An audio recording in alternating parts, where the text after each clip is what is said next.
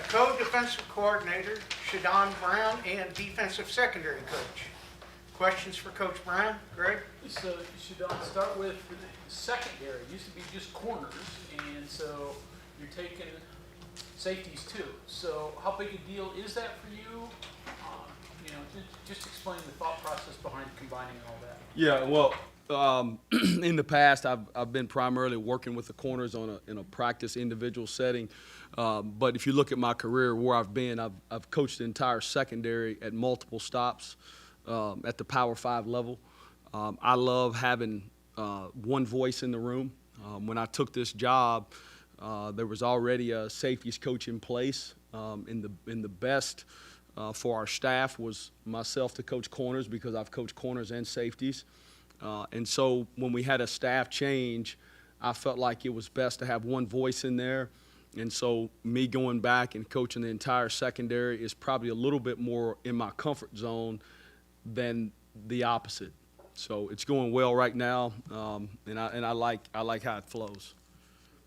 You going to Coach Brown and saying, hey, I think this will work better? Did he ask you? How did that come about? I think it was a mutual decision. The head coach makes all the decisions, and he came to me and asked me, how did I feel about it? And I was all for it, because, again, that's what I had done at other stops. When I was at Colorado, the last time I did it, I had the whole secondary, and and when I was there, five of the 9 guys that I coached in 2 years are still playing the National Football League. So we had a good run of doing it there, and I think it just takes some. What it takes is some pre-planning. You got to do a really good job of pre-planning, and I utilize my GAs and my student assistants really well. And those guys have been with us for now 2 years, so they know exactly what I want and what I expect. And so it's been pretty smooth, and I'm excited about how we're operating moving forward. Just help with communication. What's the biggest benefit of that? Not that Dante did anything wrong, but what helps to have just one voice? Well, one voice, everybody in here can say the same thing, but say it differently. You're not going to say the words exactly like the next guy sitting to the left or the right of you. So now there's one voice, there's one way of speaking it, there's one way of teaching it. And so I feel like now, as a whole secondary, when there's a question or an issue, they're coming straight to the source. As opposed to in the past, I was involved and had my hands in everything, but from a day-to-day management standpoint and on-field coaching, the safeties coach was handling those guys, all right? And so now, whether it's a safety corner or nickel or spear, the information is funneled from one place. You've got a lot of new pieces in that entire group. A few guys back, but a lot of new ones. Give us a look at the new ones and what you're seeing out of them. Yeah, well, we'll start outside. We brought in a couple transfer corners. The first guy, Aiden Garnes, transferred from Duquesne University right up the road. We actually played against him, watched him on film when he decided to go into the portal. Really watched a lot of the film against us, and he did a really good job. He's really fast. He's not as big as we wanted early on, but he's put on about 15 pounds since he's been here. He's really fast. He's coachable. He's a tough kid. He's a Philly kid, so he's got an edge to him. So he's been a pleasant surprise, as well as, kind of a I would say a steal of the portal is Garnett Hollis, who's a 6'1.5" to 6'2". That's what pro guys look like. 6'2", 205, and he can really run step for step. E.J. Horton is a 4'3" guy at receiver, and he's step for step with him on any go ball, so he can really run. And I think the sky's the limit for him. We're doing some things differently than he did at his previous stop at Northwestern, but he's a guy that's really made a huge jump. And then T.J. Crandall, transfer corner from Colorado State. He's really a young guy. Most of the time when you bring in a transfer, you think that young man's a junior or senior. Well, he's still a freshman. He played 1 year. He was at Colorado State 1 semester. So he's a second semester freshman as we speak. So he's doing a good job of learning what we're doing. but he's elite fast as well, and he's got great length, and that's what we wanted when we went in the portal. We tried to add guys that could really run and guys that had some length, and I think we hit on that at the corner spot. And then at the safety spot, we obviously brought in Jaheim Joseph, he was a backup safety at Northwestern, was a starter in their last 4 or 5 games. We identified him when he went in the portal. And we really, it seems like they recruited 2 DBs from Northwestern. We really recruited those guys independently. One went in before the other. So Jaheim went in before Garnett, and so we recruited them independently, and we were lucky to get both of them. And Jaheim's playing deep safety for us right now, and he's a guy that has position flex to play spear or cat safety. But today, right now, through this part of spring, we hadn't worked him down yet, but we'll do that the last half of the spring. Even though you did recruit them independently and they're both independently deserving of coming here, what kind of advantage is it that they are coming together, that they at least have a friend already entering the facility? And it's a little different than being the Lone Ranger, kind of like Beanie was last year, and then obviously had a great year, but they have a partner. Yeah, well, the benefit is they live together. So they got an apartment together. When they came, their families knew each other. So they were able to kind of navigate Morgantown together. So that was really good. When you come in from a new place, Garnett is actually from Nashville, has a ton of family right up the road in Akron. So he's been in the area before, and so with both of those guys coming together, it was kind of an easy transition because when all of our guys went out on spring break, those guys came and were here all for an entire spring break, starting working out and training with Coach Mike and his staff. When all of our guys were laying on the beach, them guys were here trying to learn the schemes and spending time in the weight room getting acclimated. Don, last season there was a lot made of maybe interceptions that didn't come about, could have been caught. What's being done, I guess, to rectify that? What can be done in the spring? Yeah, so we, all winter we've worked really hard with, catching balls and charting and doing competitions and just trying to get our hands on more balls and catching the football, and more so than just catching the football correctly.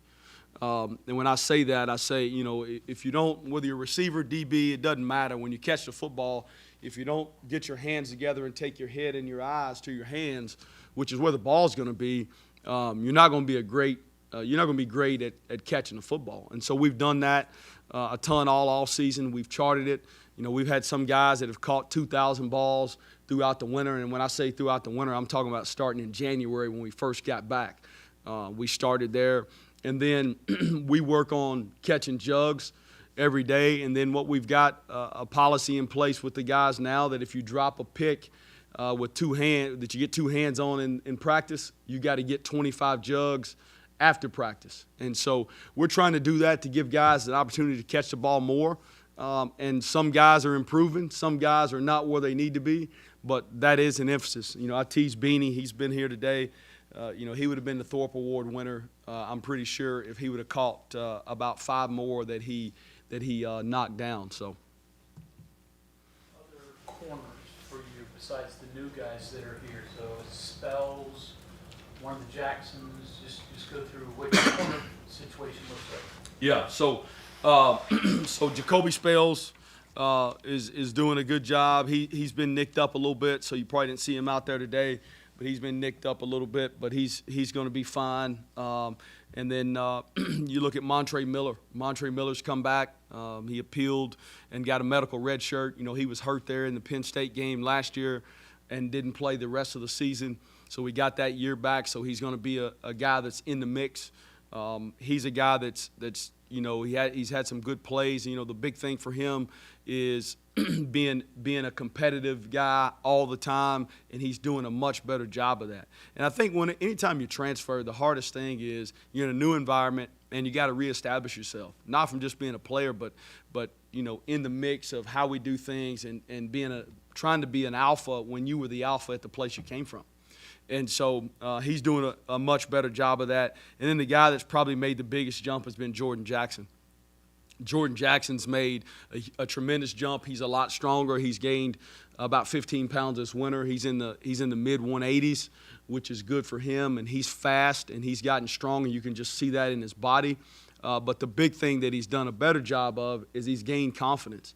And he's gained that confidence through I think, getting stronger and having more knowledge about what we're doing, which gives him confidence to play fast. So I'm pleased with him. Is he a finished product? By in no means. He's not there yet. But being a redshirt freshman, he'll have a chance to help us this fall at one of those two corner spots. We were talking with Victor Cabral last week. He explained us a little bit about, the way his positions have changed a little bit since he came on board.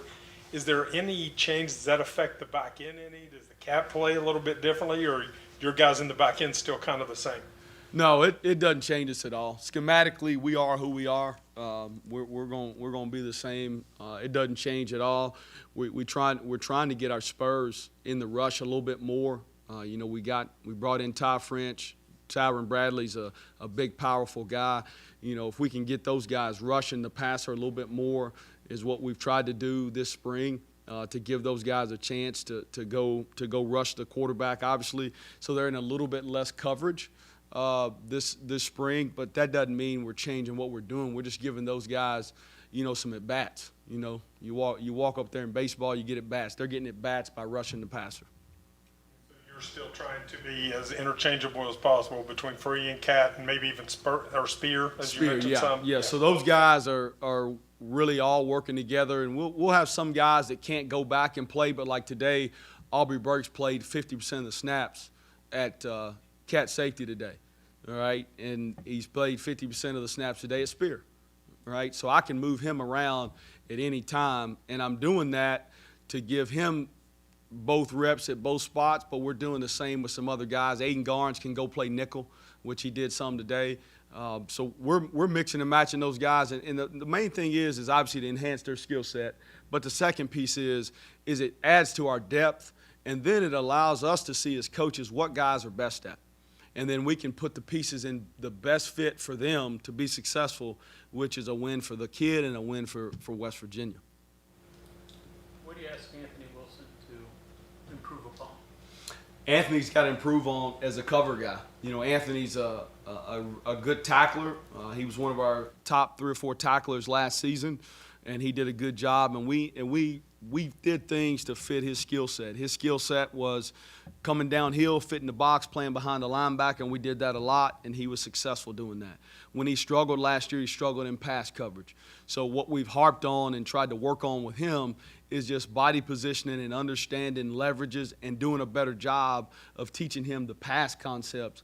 And that's some of the things that he was not asked to do prior to coming to us, and so he wasn't good at that. And so this offseason, coverage has been his focal point. We know he can fit the box. We know he'll go put his shoulder pads on a ball carrier. But if he's going to take the next step for us and where we need to be, he's got to be able to go cover the number 2 in the slot. And he's done a better job of that, in one-on-ones. One-on-ones is kind of an offensive drill because it's all that open space. There's no pass rush. The quarterback can pat the ball for 5 minutes if he wants, right? But he's done a better job of just body positioning and being able to break top down on routes, is what he didn't do last fall. Other safeties above and beyond the ones you've mentioned, Tagaloa, Nelson, Josiah Jackson, anybody else in there? Yeah, so I'll hit on all those guys. Josiah Jackson's a guy that's also made a jump.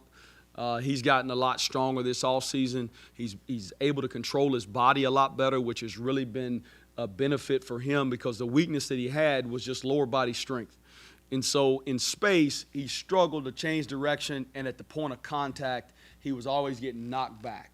And that's just lower body strength, and he's done a good job of adding weight. He's in the mid-180s as well, and he's done a really good job of learning cat safety, which is where he's at right now, and he's made some nice plays coming downhill. And he'll continue to get better at that at cat because obviously he was a corner that we moved to safety, so he'd never done that before.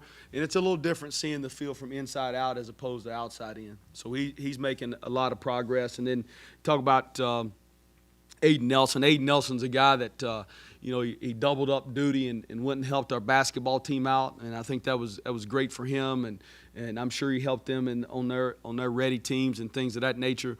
But he didn't miss a workout, and when he got back to Morgantown at 4 a.m., even when we didn't think he would be here at a 6 a.m. workout or a 7 a.m. lift, whatever it may be, he was here every time. So that tells you where his commitment level is, and he's made a big jump as well. Some things are still really fast for him because, again, he was a guy that was an offensive player in high school. And so being able to handle a bunch of moving parts has been kind of his biggest thing, but he's made progress. But athletically, he can do it. And then some of those young guys that have come in, Israel Boyce, freshman that early enrolled, as well as Zay Jennings, freshman that early enrolled. It's going really fast for them right now. But from a physicality standpoint, those two guys are not afraid of contact, and they're strong at the point of attack. Like Zay Jennings may have the best strike and get off of blocks that we have in the defensive secondary. And so I think those two guys are going to be guys that can immediately help us on special teams, which is where you need to steal some reps from some of those old guys that are going to play a ton. Those young guys got to come on. I thought last year that's where we lacked a little bit down the stretch. We didn't have as many young players that could man those special teams units, that we had to play some starters there. And, those reps really add up as you go throughout a season. Don, what is the difference in the mentality of the safeties as compared to the cornerbacks? Well, at safety, you're the quarterback of the defense. You got to make communications to both sides. You're telling the linebacker, the outside linebacker, inside linebacker, and the corner to your side of the field what to do on each particular call. So you have to have a quarterback mentality. At corner, the difference is you listen for the call, and then you execute the call. The hardest part about playing corner is you got to play the ball more at corner with your back to the basket. Right? And I get into basketball terms, right? We're in the Final Four, and you always say, man, he can play with his back to the basket. Well, when you play corner, the ball's being thrown behind you a lot, and so you got to play the ball from behind you. That's the hard part, right? It looks easy when you write about it, but I promise it ain't easy, okay? And at safety, you play the ball more in front of you. Everything's more top down. So that's the difference from a structural standpoint and coverage standpoint. And then run game wise, as a safety, you got to do a lot more fits in the box, almost like a linebacker. At corner, your fit on the run game is really, really wide, and it has to go through a lot of layers to get to you. But at safety, you're in that fit a lot more, and balls are getting spilled to you, so you got to know your run fit, you got to know your pass fit. But, oh, by the way, I got to tell everybody else what they're doing. So you got to be really smart to handle that, and that's where young guys really struggle. It's because the volume of things you need to know. And, the big thing that I talk about with them is if you have knowledge, you'll have confidence, which will allow you to play fast. Well, if you're playing slow, it's kind of paralysis by analysis, especially at safety. I think a young player can probably play faster at corner than they can at safety just because of the mental part of it. Does that answer your question? What role, if any, has Beanie played in some of these new guys coming in and some of these transfers? He played a big role, a huge role. It's an easy sell when you can say, hey, this guy came in for 6 months and we made him a consensus All-American. I mean, the proof is there. It's not coach speak when you can show that. And Beanie's done a good job. Beanie helps recruit some of these guys. He'll get on the phone with guys. I use him, though, and a lot of transfers. A lot of people don't know this, but in the transfer world, they reach out to guys on the team or that have played there and get information. Even when we don't know as coaches or you media people are fishing for information, they're fishing too, and they call. Like Beanie will hit me up and be like, "Hey, such and such messaged me on social media. Are you messing with this guy?" And I'm like, "Yeah, tell him the truth." And so he's helped us a ton in recruiting, and he's a great ambassador. And y'all probably seen him walking around. He's here right now. He's back in town prior to the draft. Does he ever even take it one step above that and kind of tip you off and be like, hey, you should look at this guy? No, he doesn't do that. We got a process. We've got our personnel department, and when a guy goes into the portal, like everybody else in America, they pre-screen, and then they come to me and say, hey, there's a guy you need to watch. I watch him. If we identify him as a guy that we like, then we go all hands on deck and go full speed to go get that guy and try to get him on campus. And as you guys know, with the portal, it goes really fast. It's kind of like speed dating. You got to get to know them real quick. You got to like them, or you got to love them and marry them, or you got to go to the next. And I always tease Coach Brown about this, but he wears me out because he says no more than he says yes, and he does that because of our culture. And our culture is really strong because we've trimmed some fat, and we don't bring in guys that have been cancers at other places, no matter their talent. And if a guy's not a fit for us, Coach Brown, sometimes he makes me mad. I've known him for a long time, and he's like, nope. And I'm so mad because I know the player's good, but he's looking at from a 30,000-foot view of what is that guy with his character and his whatever he's bringing to us, what's that going to do to our locker room? And if it ain't going to enhance the locker room, he ain't going to take that guy. And that's why our program is so much better now. Kudos to him and what Coach Brown's done in trying to build the program. When everybody wanted to run us out of here, he was still trying to build the culture of the locker room. And, man, our locker room is strong, right? Those guys like each other down there. They hang out with each other. Our culture and the character in our locker room is really good, and that's why when you get down at Baylor, whatever we were down, and we go back and come back and win the game, that's because our locker room's right. Right. When you have adversity, when you have poor locker rooms, when you have adversity, people point fingers and they fight, or they don't come together. When you have a strong culture, strong locker room, they pull together and can pull out close games. Right. You guys have been in sports for a long time. You see teams that always win close games. Well, they probably got a great culture, and so that's where we've taken the next step, and we've done that with transfers as well. So. You have to add more luxury or necessity to get a portal guy this summer in the secondary? Yeah, it'll be a luxury guy. If there's something out there that is that is an elite player that can enhance our football team, I'm always in the business of enhancing our team because it's about wins and losses. And so if it can enhance our team and it's the right type of person and character and player, then we'll go with them if we need one.